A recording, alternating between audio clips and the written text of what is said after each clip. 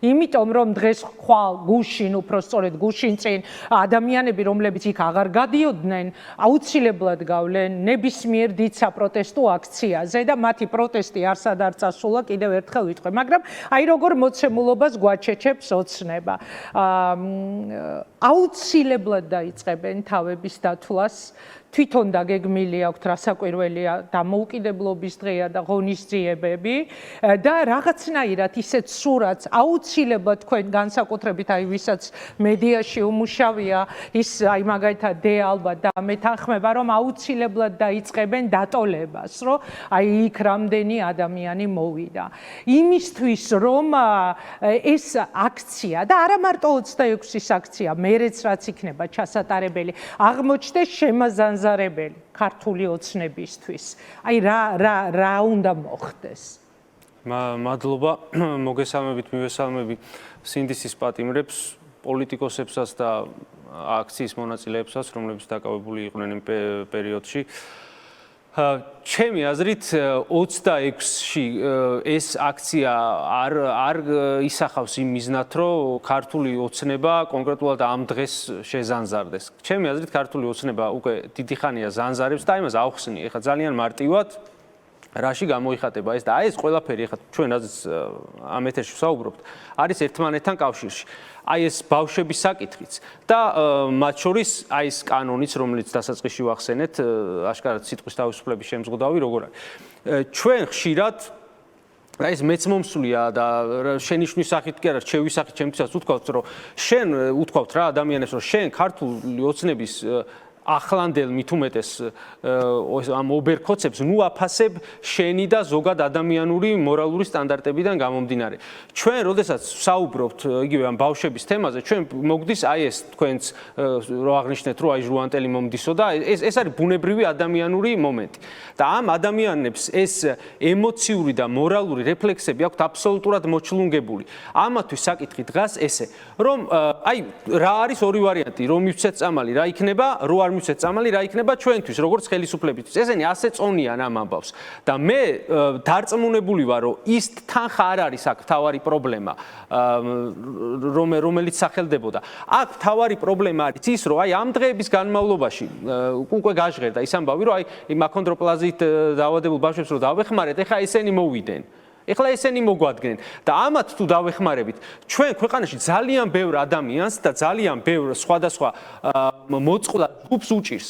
არ მინდა ვინმე გამორჩეს, მათ შორის არიან სხვადასხვა ტიპის შეზღუდული შესაძლებლობის მქონე ადამიანები, მათ შორის არიან ომის ვეტერანები და მათი ოჯახები და ასე შემდეგ და ემად მერე ყველა მოგვადგეს და იმათ რა პასუხი გავცეთ. ანუ ესენი საბოლოო ჯამში ასე უყურებენ და ასე ფიქრობენ ამ ამბავზე. ისიც სწორი თქვა კობახიძემ, სხვათა შორის რომ ხო ეხლა ჩვენთვის პირულად მომგებიანი იქნებოდაო რომ დავხმარებოდით მაგრამ არაო და ეს სწორი თქვა.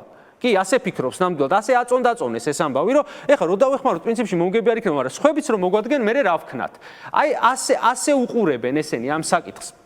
მე რამდენადაც წაკითხული მაქვს და გამიგე ეს ისტორია, თუ თქვენ იცით ასევე შეგიძლიათ შემისწოროთ, აი რას უშვება პროპაგანდა ადამიანს და მათ შორის პროპაგანდის შემოქმედებს, აი ჩერნობილის კატასტროფის დროს როდესაც მე ასე მაქვს ეს ამბავი მოსმენილი, როდესაც საბჭოთა კავშირი მალავდა ამ ამბავს, სანამ შვედური სადგური არ დააფიქსირებდა, რომ ამ რეაქტორი აფეთქდა და რადიაციამ გაჟონა, იმ დღეებში მალევე იყო ჩანიშნული კიევში, თუ არ ვშთები, უკრაინის რომელიღაც დიდ ქალაქში, თუ არ ვშთები, კიევში დიდი აღლუმი, სადაც უნდა ჩამოეტარებინათ ეს როგორც იყო ხოლმე საბჭოთა აღლუმები, უამრავი ხალხი და ასე შემდეგ და ეს აღლუმი რა თქმა უნდა სპეციალურად არ გააუქმეს, რომ ვინმე ეჭვი არ შეპაროდა და მათ შორის საბჭოთა ჩინოვნიკებმა, რომლებიც იყვნენ საქმის კურსში, რაც ხდებოდა ზემოთ, ვინც იყვნენ, ამ აღლუმზე არათუ თვითონ მივიდნენ, არამედ თავიანთი შვილიშვილები და შვილები მიიყვანეს, რომ ვინმე ეჭვი არ შეპაროდა და აი ამ რადიაციულ დაბინძურებულ გარემოში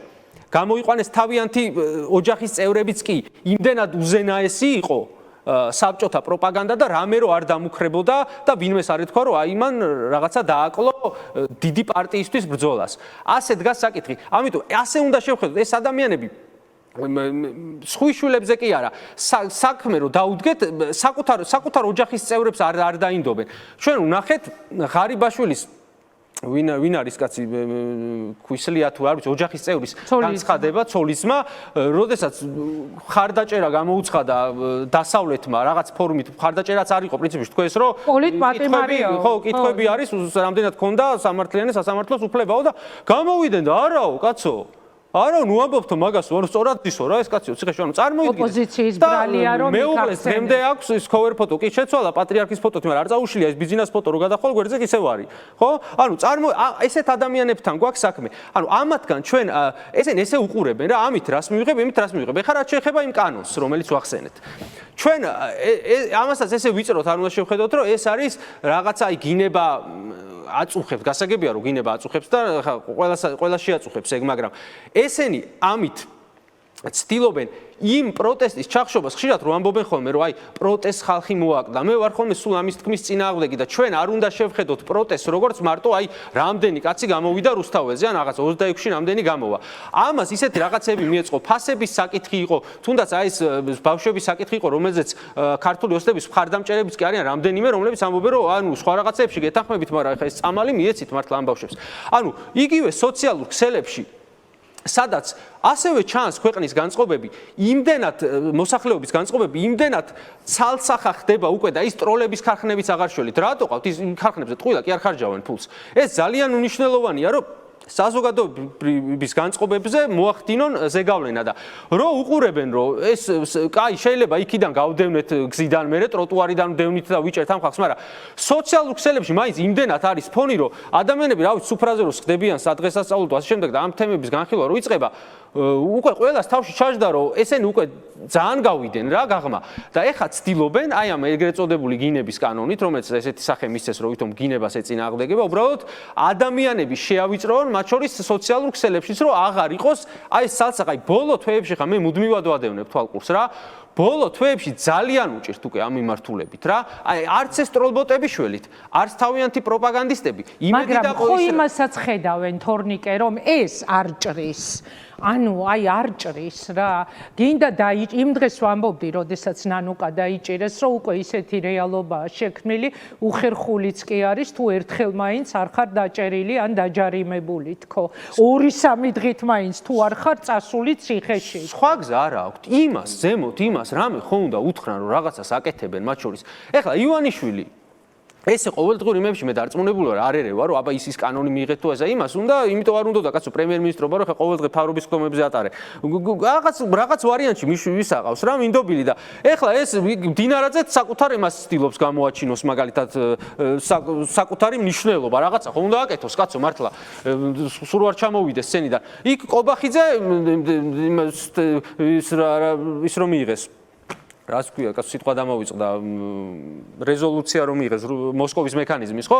ამაზე სერიოზულად დაიწყო ლაპარაკი, ჰააგა ახსენეს ძალიან ღიად და ასე შემდეგ და ხო უნდა აჩვენოს კაცო თავისუფლოს ბიზნესს რომ რაღაცებს მუშაობენ და რაღაცებს აკეთებენ და რაღაცნაირად სიტუაციას აკონტროლებენ. ეს ყველაფერი არის ჯამში, რასაც ჩვენ ვხედავთ. ამაზე უკან არ დაიხევენ, ახლა დაგეთანხმები შენ რომ ამათვის ეს საკითხი დღეს ესე, ანუ ამ წუთას არ გამოისულებათ ქუჩაში. ამ წუთას აი ნებისმიერი ცნობადი სახე აიღე ქართული ოსნების ქუჩაში, კალაძე იქნება ყობახიძე იქნება, დინარაძე იქნება. ქუჩაში ვერ გამოდით, რომ მართლა გინება, ეხლა ამათ გინება არ აწუხებთ, ეხლა ყობახიძეს და დინარაძეს და კალაძეს აქამდეც აგინებდა ხალხი. კარგებს და კეთილებს, ამის მერეც აგინებს. ეგ რო არ შეიძლება, მაგათ ზუსტად იციან, უბრალოდ უნდათ რომ აი რაღაცნაირად კონტროლი აჩვენონ.